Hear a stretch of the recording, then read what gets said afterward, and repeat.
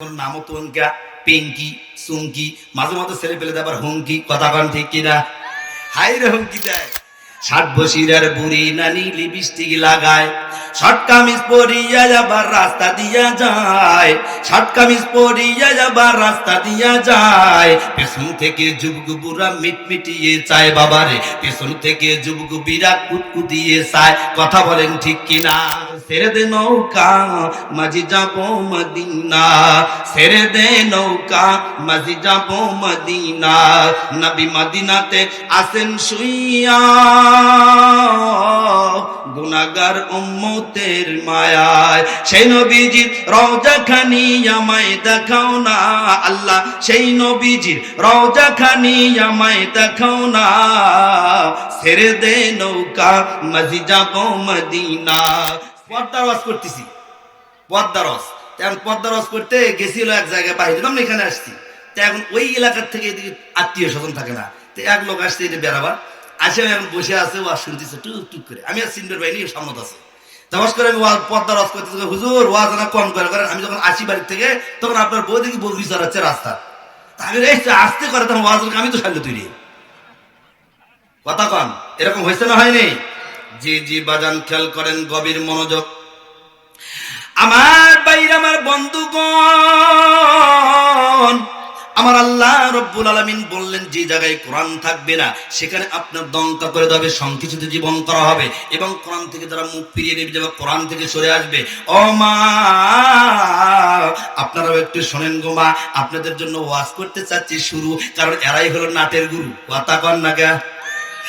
বাজান একটু পরে বলবো, সবগুলো মাদের ওয়াজ করা যাবে না, কোনদিন অন্য জায়গায় আসলে সেদিন আলোচনা রাখা যাবে। তবে আজকে আপনাদের জন্য 8টা ওয়াজ দেব। সেই 8টা ওয়াজ কি 8 প্রকার নারী, তারা নামাজ পড়ার পরে জাহান্নামে তাদেরকে যেতে হবে। বাজান তারা কোন কোন মহিলা? আজকে তোমরা ইফতিজিং বন্ধ করার জন্য অনেক চেষ্টা করতেছি, হুজুররা ওয়াজ করতে করতে একেবারে আপনার গলা ফাটায়া দিল, কথা কান ঠিক কিনা? কিন্তু যত ওয়াজ করে ওরা তত স্ট্যাটাস বাড়ায় দেয়। কিছুদিন আগে ছিল 3 পিস, তারপরে হয়ে গেল 2 পিস, তারপরে হয়ে গেল 1 পিস, কোন দিন মান কয় 9 পিস, কথা বলেন ঠিক কিনা? যেখানে কোরআন থাকবে না সেখানে 9 পিস। কিছুদিন আগে আপনার ঢাকা শহরে এই যে পোশাকের বিরুদ্ধে আন্দোলন করলো মহিলারা, আপনারা যারা নেট দেখছেন কিনা, আপনার পোশাক উলুম জুলুম করে বলছে আমাদের স্বাধীনতা, যেমন খুশি তেমন পোশাক পরবো, কথা বলেন ঠিক কিনা? এই ঘটনা হয়েছে, আমি নিজে দেখেছি, সেটা দেখে মানে মুক্ত নজর আর একদিকে ঘোরার লাগবে। এই ফোনটা আপনার জন্য আমার জন্য জাহান্নাম জান্নাতেরও কিছু কাজ আছে। বলে কেমনে? আমি এটাতে বেশিরভাগ দেখি কোরআন হাদিস, এর মধ্যে কোরআন হাদিস আছে, দেখা যায়। এরপর আলোচনা যে করতেছি, যেমন লাইভে দিছি, সারা বাংলাদেশ যেখান থেকে যে অবস্থা দেখতে পাচ্ছে, এই ভালো আছে মন্দ আছে, কিন্তু আমি আপনি যদি বারবার, এজন্য আমি বাজান মাঝে মধ্যে আলোচনার মাধ্যম দিয়ে বলি, একজন হুজুর সাহেব, আমাদের সম্মানিত সভাপতি সাহেব যেমন পাগড়ি পরেছে, আমরা যেমন পাগড়ি পরি, এই পাগড়ি পরে বাজান যাচ্ছে একদিকে, এখন এমন একটা সুন্দরী মহিলা সামনে পড়ে গেছে, এখন দেখার পরে বলেন তো কে না দেখে? কিসের আবার হুজুর আর মুজুর, সবাই একবার দেখার চেষ্টা করে। কেন দেখতেছি? আল্লাহ সেটাও কোরআনে বলছে। আপনার সূরা ইমরানের মধ্যে দলিল ছাড়া কথা বলবো না। আল্লাহ পাক বললেন, যুয়িনা লিন্নাসি হুব্বুশ শাহাওয়াতি মিনান নিসাই ওয়াল বানিনা ওয়াল কানাতির। আল্লাহু আকবার। বাজান এখানে 8 প্রকার বলা হয়েছে। এই পৃথিবীতে আমাদের জন্য আকর্ষণ বেশি, লোভনীয় বস্তু বেশি, তার মধ্যে প্রথম নাম্বার হলো নারী। সেই নারীকে আল্লাহ এই জন্যই বললো, তোমাদের জন্য পর্দার বিধান করা হয়েছে, তোমাদের জন্য পর্দা করা হয়েছে। এই পর্দা ফেটে যদি টায়ার হয়ে যাও, তাহলে তোমরা বাষ্ট হয়ে যাওয়ার সম্ভাবনা আছে, কথা বলেন ঠিক কিনা? এজন্য আল্লাহ পাক বলেন, ওয়াকারনা ফি বুয়ুতিকুন্না ওয়ালা তাবাররাজনা তাবাররুজাল জাহিলিয়াতিল উলা। আমার সাদুল্লাহপুরের ভাইরা, ও আমার বাজার, এইবার আসেন, আমি বলতেছিলাম কোরআন মানলে জান্নাতি, কোরআন না মানলে জাহান্নামী, কোরআনের পক্ষে থাকলে জান্নাতি, কোরআনের বিপক্ষে গেলে জাহান্নামী। কোরআনকে যদি একদিনের জন্য আপনি সাপোর্ট করে কলিজার সঙ্গে নিতে পারেন বাজার, আমার আল্লাহ বলেন, আপনার নবী বলেছেন, আল কুরআনুশ শাফিউম মুসাফফা ওয়া মাহিল্লুম মুসাদ্দিকা মান জাআলাহু আমামাহু কাদাহু ইলাল জান্নাহ। যেরকম আল্লাহু আকবার। কোরআন আছে ঘরে ঘরে, হাই রে কোরআন আমি মানি, নামাজ পড়ি, তাসবিহ পড়ি, সব করি, আমার 18 বছরের নাতি ছেড়ে দিছি, আমি কোরআন পড়ি, নামাজ পড়ি, রোজা করি, হজ করি, যাকাত দেই, আমার এই যে কলেজে পড়া মেয়েটাকে ছেড়ে দিছি, আর গল্প করি আমার মেয়ে না ভার্সিটি পড়ে। আর আল্লাহ নবী বললেন যে কি, যিনি দাউস স্বামী স্ত্রী ছেড়ে দিতেছে যেভাবে খুশি, ওই স্ত্রী কিছু হবে না। একজন মহিলা যখন জাহান্নামে যাবে, হাদিস শরীফের মধ্যে আসছে, তখন 4 জন পুরুষকে দিয়া জাহান্নামে দিয়া লাথি মেরে জাহান্নামে দিয়া তারপর ওই মহিলা জাহান্নামে যাবে। আপনি আমি বাঁচার কোনো কায়দা নেই দাদা। যতই আপনি আমি নামাজ পড়িয়া যাই করি, আল্লাহ পাকের দরবারে আপনি আমি বাঁচতে পারবো না। যদি সুযোগ সময় হয় আমি ওটাও হাদিসটা আপনাদের সামনে উপস্থাপন করব। রাগ করেছেন নাকি বাবা? আল্লাহু আকবার, জোরে বলেন লিল্লাহি তাকবীর।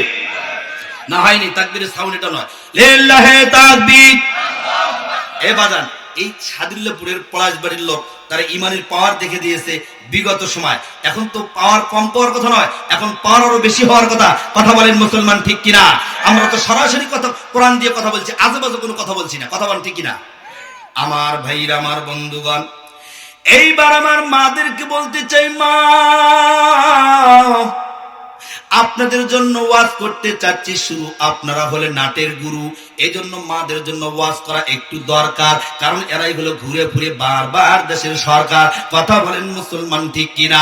এই জন্য আমি 8 প্রকার নারীর কথা বলে আবার মূল আলোচনায় চলে যাব। বাজান, এই যে কিয়ামতের ময়দানে কাদের মুখগুলো আগুনে ঝলসে দেওয়া হবে। এ বাজান, তার 1 নম্বর যারা যারা যেই না সব নারী নামাজ পড়ে, রোজা করে, হজ করে, যাকাত দেয়, কিন্তু বাইরে বাইরে তারা বেপরদায় ঘুরে, এমন একটা অবস্থায় ঘোরাফেরা করে মানুষ দেখতেই খালি দেয়।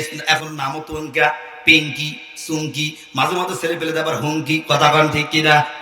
হাই রে হুঙ্কি দেয়। তারপরে কি বলবো দাদা, রাগ করবেন নাকি? কোরআন দিয়ে বলছি বাজান, এমন অবস্থা আমার মা বোনদের জন্য বিরুদ্ধে আমি কিছুই বলবো না গো মা। আমার মার জন্য আজকে আমি এখানে এসেছি। মা আজকে আমাকে কোরআন পড়াইছেন, হাফেজ বানাইছেন, মাওলানা হয়েছি। 7 বছরের বুড়ি নানি লিপস্টিক মাখে, ওই যে পর্দা ছাড়া, যেটা 1 নম্বর কি, মাথায় কাপড় রাখে না, পর্দা নেই, কিছু নেই, এমন একটা অবস্থা। আর আমরা গলা ফেরাই দিচ্ছি হুজুররা যে ইফটিজিং বন্ধ করে দাও। ইফটিজিং কেমনে বন্ধ হবে? ওরা যে নাকা ঝাঁকা শুরু করছে পেছন দিক থেকে, যুবক পুরো মাথা খারাপ। কথা কান ঠিক কিনা?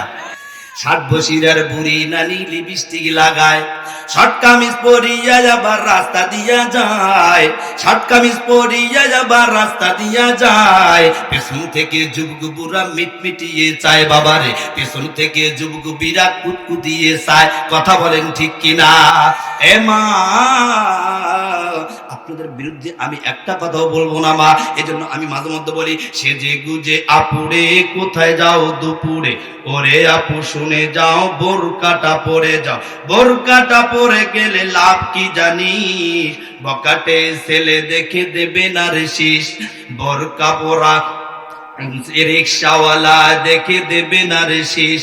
সেজে গুজে তুমি যখন হেঁটে যাও বোন, তোমার দিকে ছুটে যায় কত যে নয়ন। কথা বলেন ঠিক কিনা?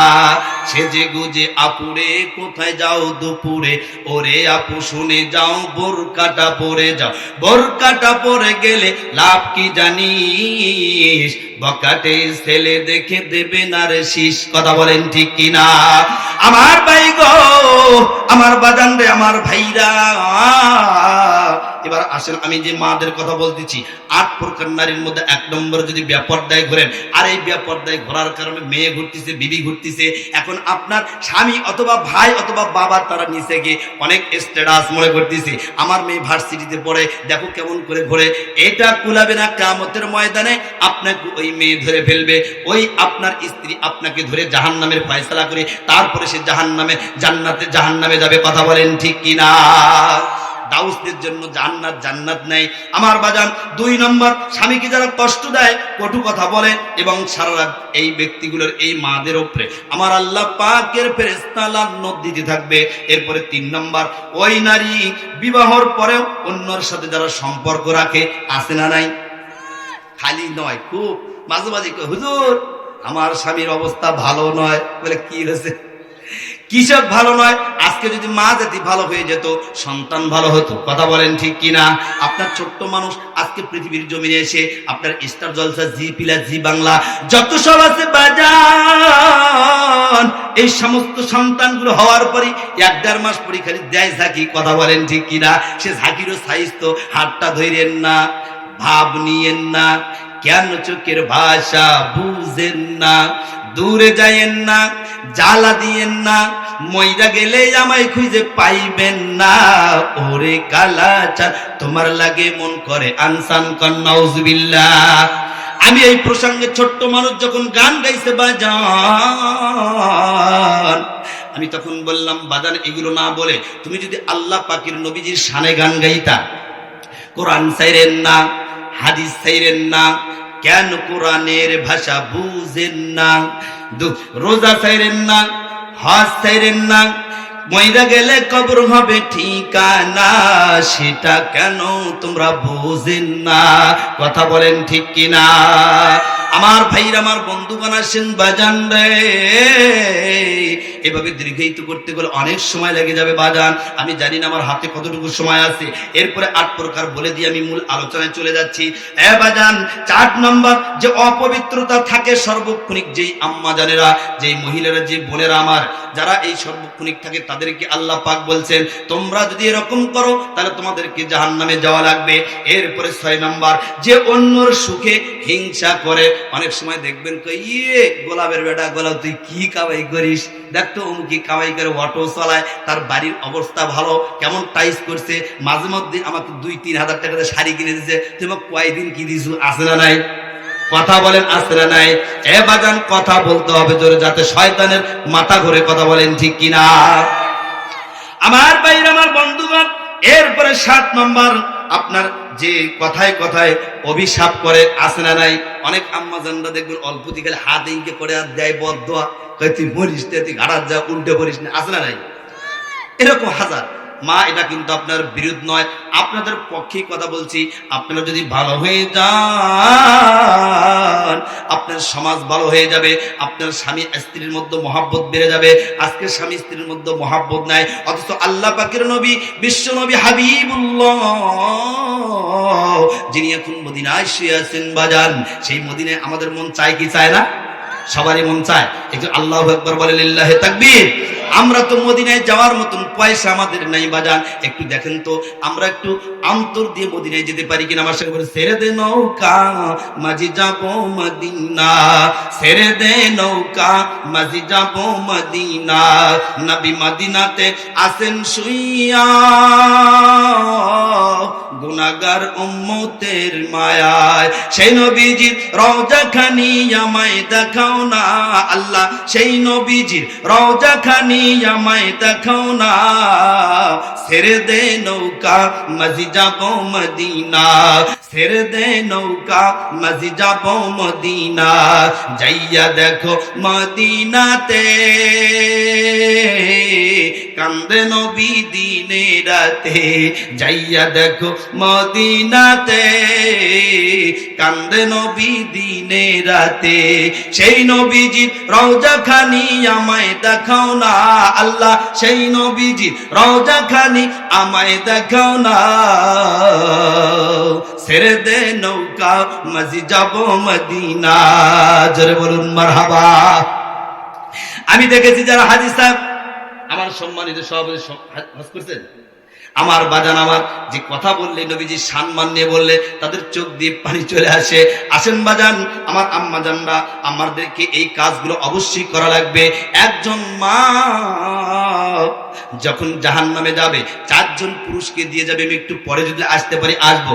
এ বাজান আসেন, বলতেছিলাম কোরআন মানলে জান্নাতি, কোরআন না মানলে জাহান্নামী। এই কোরআন না মানার কারণে আজকে দুনিয়ার জীবনে যারা এই যে দুনিয়ার নেতার পিছনে ঘুরঘুর করে ঘুরবে, আল্লাহ পাক বলেন এই সমস্ত ব্যক্তিগুলোকে আমি আল্লাহ তাআলা কিয়ামতের ময়দানে তাদের মুখগুলো ঝলসে দেওয়া হবে আগুনে। আমার আল্লাহ পাক সূরা আহজাবের মধ্যে সুন্দর করে জানায়া দিলেন 66 নম্বর আয়াতে, ইয়াউমা তুকাল্লাবু ওয়ুজুহুহুম ফিন-নারি ইয়াকুলুনা ইয়া লাইতানা আতা'নাল্লাহা ওয়া আতা'নার রাসূলা। আল্লাহু আকবার। সেদিন তাদের মুখ মুখগুলো আগুনে উলুট পালুট করা হবে, ঝলসে দেওয়া হবে। সেই সমস্ত ব্যক্তিগুলো ডেকে ডেকে বলবেন, কেঁদে কেঁদে বলবেন, আল্লাহ, দুনিয়াতে যদি আল্লাহ এবং রসুলের পথ মতে চলতাম এবং কি করতাম, এই পৃথিবীর জমিনে আল্লাহ এবং রসুলের আনুগত্য যদি করতাম, তাহলে আজকে আমাদের মুখগুলো আগুনে ঝলসে দেওয়া হতো না। কথা বলেন ঠিক কিনা? শুধু তাই নয় ভাইজান, এরপরে তারা বলবে, ওয়াকালু রব্বানা ইন্না আতা'না সাদাতানা ওয়া কুবারা'না ফাআদাল্লুনা সাবিলা। আল্লাহু আকবার। সেদিন তারা বলবেন, আল্লাহ, ওয়াকালু রব্বানা ইন্না আতা'না সাদাতানা ওয়া কুবারা'না ফাআদাল্লুনা সাবিল। দুনিয়ার জীবনে আমরা বড়দের কথা শুনতাম, বড়দের পিছনে ঘুরতাম। ওয়াকালু রব্বানা ইন্না আতা'না সাদাতানা ওয়া কুবারা'না, বড়দের কথা শুনতাম। বড় মানে এই যে নেতা, যেই নেতাদের মধ্যে নাই কোরআন, যেই নেতাদের মধ্যে নাই নামাজ, যেই নেতাদের মধ্যে নাই ইসলামী আদর্শ, তাদের পিছনে ঘুরঘুর করে ঘুরতাম। আজকে আমাদের মুখগুলো আগুনে ঝলসে দেওয়া হচ্ছে। সেদিন তারা কেঁদে কেঁদে বলবে, কিন্তু সেদিন কাজে কি আর লাভ হবে? সুতরাং এই জীবনে এখন থাকতে আমাদের কোরআনের পক্ষে থাকা লাগবে কি থাকবে না? কারা কারা কোরআনের পক্ষে থাকতে চায়? আল্লাহকে দুহাত উঁচু করে লিল্লাহি তাকবীর, নারায়ে তাকবীর। জি, হাত নামান বাজান। আমি জানি এই এলাকার মানুষ, এই সাদিল্লাপুরের মানুষ অনেকে আছেন বাজান, তারা কোরআন প্রেমিক, কোরআনের পক্ষে থাকে এবং কোরআনের পক্ষে স্লোগান দেয়, এই কোরআন মানলে জান্নাতি, না মানলে জাহান্নামী। আমি একটা কথা, আজকে আমি একটা হাদিস বলেছি, নবীজি ওয়ালাহুমা জান্নাতুকা ওয়া নারুকা। আল্লাহ পাকের নবী বলেছেন, একজন মা অথবা বাবা আপনার আমার জন্য জান্নাত অথবা জাহান্নাম। আল্লাহু আকবার। আল্লাহ কোরআনেও বলছে, শুধু হাদিসে নয়, কোরআনে সূরা বনী ইসরাঈল বলছেন, ওয়াকাদা রাব্বুকা আল্লা তা'বুদু ইল্লা ইয়্যাহু ওয়া বিল ওয়ালিদাইনি ইহসানা। জোরে বলুন আল্লাহু আকবার। আল্লাহ নিজে জানা দিয়েছেন, ও বাজান, আপনার আমার আব্বা অথবা মা তারা যদি জীবিত থাকে, দুইজন আর একজন কিংবা দুইজন, যদি তারা বার্ধক্যের জন্য বুড়া বয়সে যখন যায়, আজকে একজন মা একজন বাবা চারজন সন্তানকে খাবার দিতে পারে, চারজন সন্তানকে বাড়ি করে দিতে পারে, কিন্তু এই চারজন সন্তান মিলে একজন মাকে বাবাকে এই পৃথিবীর জমিনে আপনি চিকিৎসাও দিতে পারে না, ঘরও দিতে পারে না, বাড়িও দিতে পারে না। কথা বলেন ঠিক কিনা? বাবা দিছে 4 রুম, 4 বেটা নিয়ে আছে, বুড়ো বেটা পড়ে গেছে জানেন, ওই গোলের ঘর, গোলের পাশে একটা ছোট্ট না ভাঙ্গা টিনের ঘর। এটা হাজারো নজির আমি দেখছি।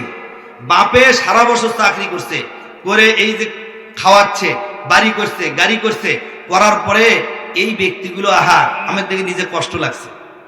আমার বাজান রে, আমার ভাইরা, আমার বন্ধুগণ, অনেক বাড়িতে আমি যখন এটা দেখি আমি না বলে থাকতেই পারি না।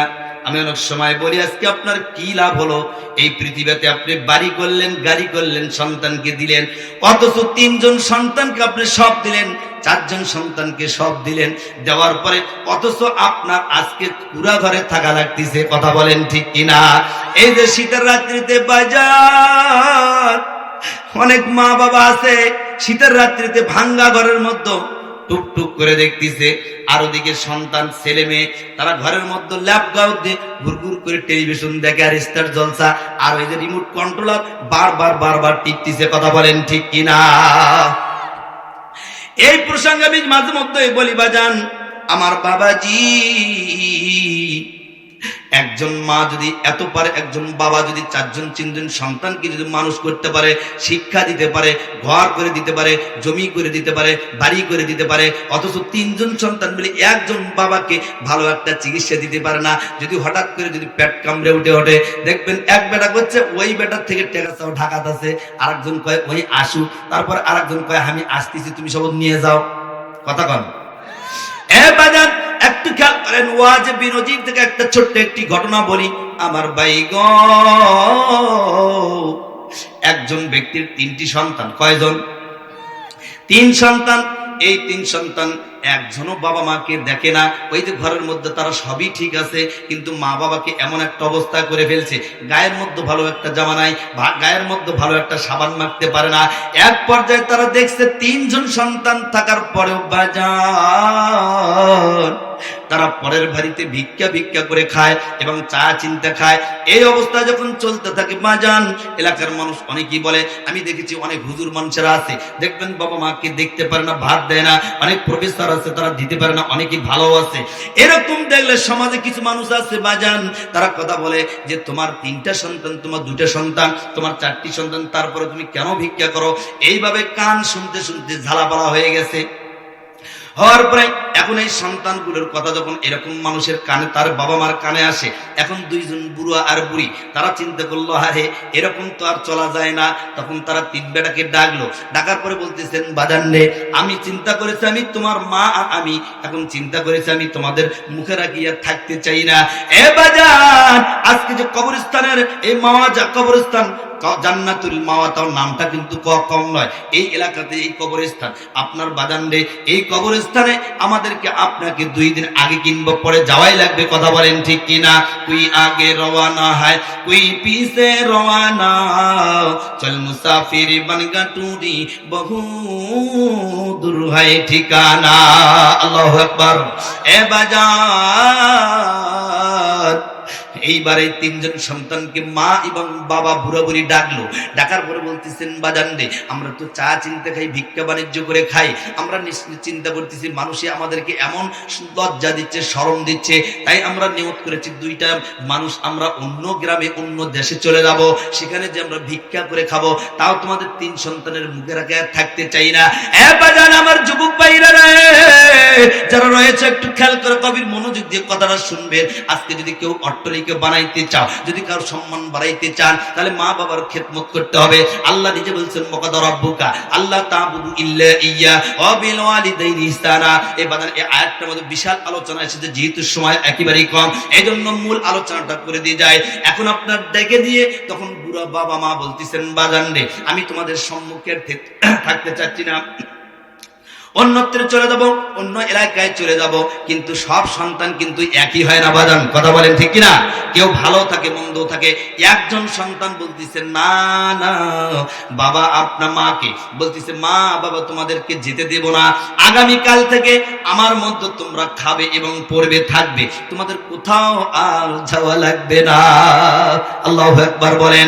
এ বাজান, এই 3 সন্তানের মধ্যে একজন সন্তান শুধু মা বাবার দায়িত্ব নিলেন এবং দিন থেকে ওই বুড়া মা আর বাবা 2 জন তারা থাকা শুরু করলেন, খাওয়া শুরু করলেন। এবার খাইতেছেন, চলতেছেন, কয়েকদিন চলে যায়, যাইতে যাইতে বাজান রে,